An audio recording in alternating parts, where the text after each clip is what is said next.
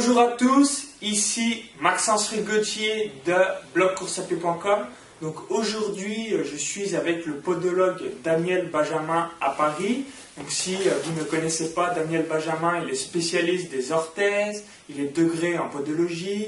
Tu as le diplôme université en podologie appliquée au sport, certificat européen de la podologie médicale.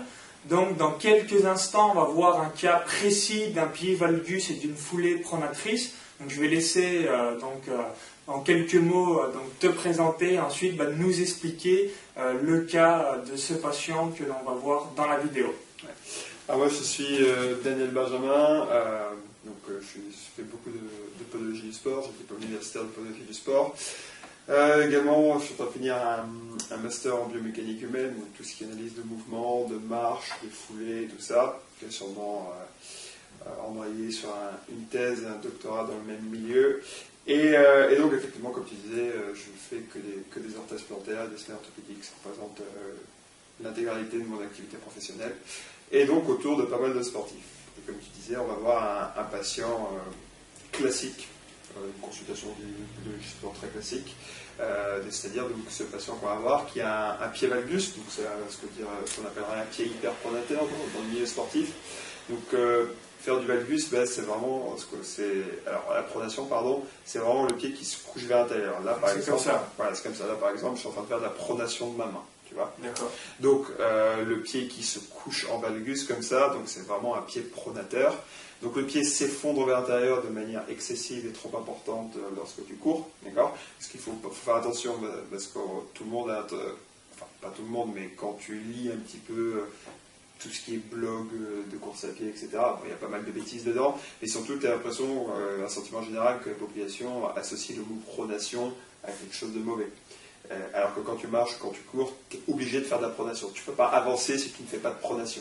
D'accord. C'est instinctif, naturel. Le pied est fait pour ça. Le pied est fait pour faire de la pronation.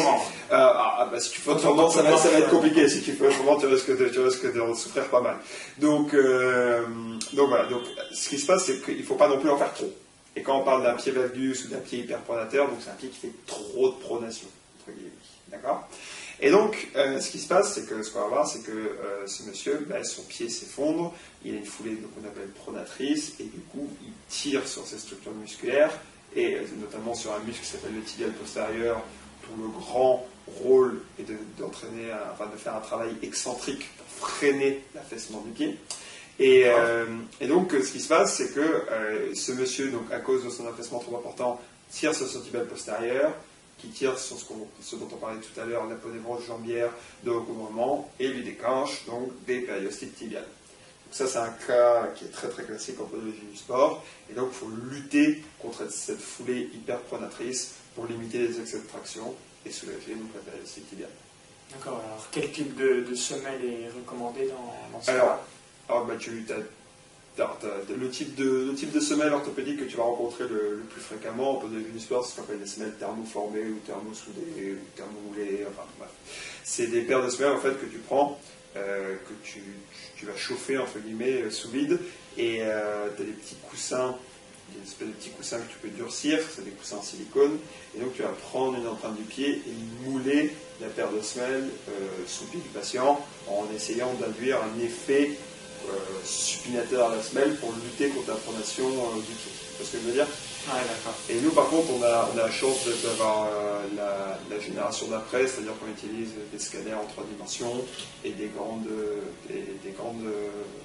robots à commande numérique pour fabriquer des semelles sur mesure exactement. Voilà, parce qu'on prend le scan en 3 dimensions du patient, donc on lisse la semelle exactement à la forme du patient.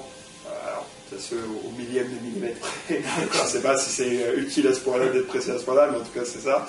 Et donc du coup, c'est vrai qu'on atteint un degré de précision qui est très important et qui permet donc d'avoir des résultats particulièrement intéressants. D'accord. Donc n'hésitez pas à regarder là tout de suite les images pour visionner ce type de pied. Donc voilà, donc là on a ce patient, donc tu vois par exemple, si tu t'approches et que tu vois ses empreintes, tu vas voir que ses empreintes sont un petit peu bizarres. Tu as une petite perte d'appui à l'extérieur du pied, d'accord? C'est parce que son pied se couche trop vers l'intérieur. Ça c'est typiquement ce qu'on appelle un pied valgus ou un pied hyperpronateur.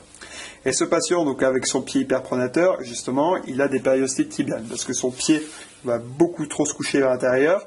Du coup, il va beaucoup trop solliciter ce qu'on appelle notamment le muscle tibial postérieur ici, et également son triceps sural et notamment son socléaire.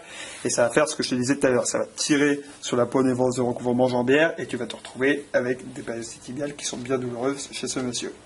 Et ça, tu vois, ça c'est un cas classique, typique, où avec la semelle orthopédique, on va obliger le pied à se restructurer, pour qu'il retrouve une empreinte physiologique, avec un soutien sur la voûte plantaire, et amener l'arrière-pied et l'avant-pied en supination, avec la semelle orthopédique.